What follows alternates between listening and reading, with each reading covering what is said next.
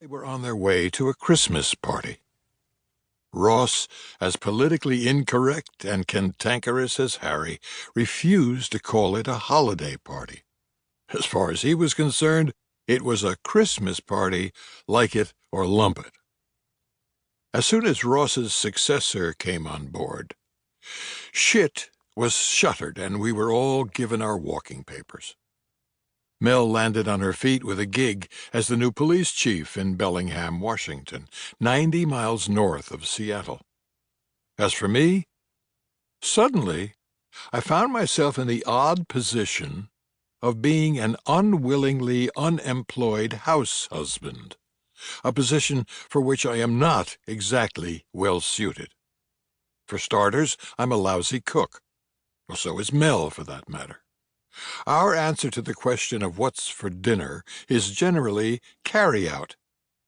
Mel's office is in downtown Bellingham. Our home is several miles south of downtown proper, on a street called Bayside, in an area called Edgemoor, in what's known as Bellingham's Fairhaven district. When possible, I join her for lunch downtown, so we often have our main meal of the day both out and together. On this particular Monday, early in March, lunch together was a no-go, due to Mel's being the guest speaker at a local Rotary Club meeting. Months earlier, I'd been drafted into helping solve the homicide of a long-time acquaintance, a former Seattle Post Intelligencer reporter by the name of Maxwell Cole, and being caught up in the complexities of that case gave me a whole new lease on life. As a result, Mel had encouraged me to fill out the paperwork and apply to become a licensed private investigator in the state of Washington.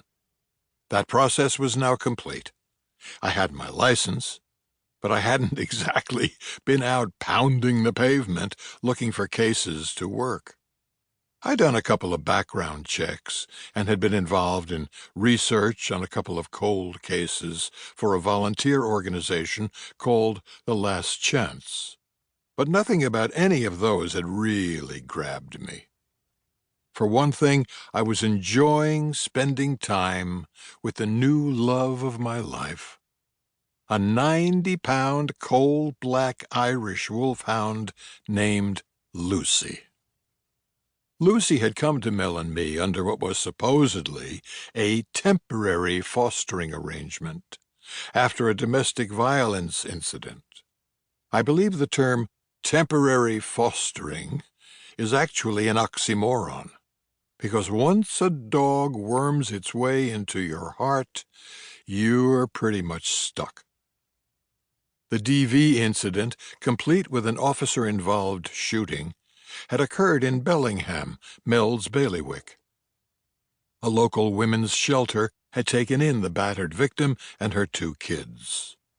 I understand that there are shelters that also accept animals under those circumstances, but that particular one in Bellingham didn't. There was simply no room at the inn for the dog. Having never owned a dog in my life, I wasn't the one who stepped to the head of the line and volunteered to bring this one home, especially one named Rambo, as she was known back then. Nope.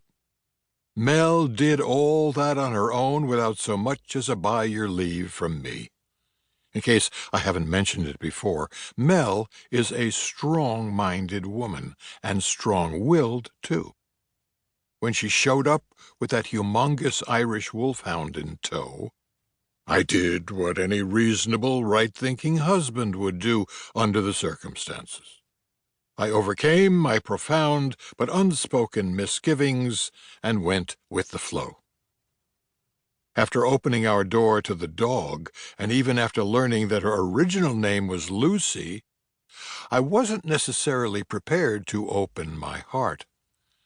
That changed, however, when the domestic violence perpetrator, let out on bail, came looking for Mel, knife in hand.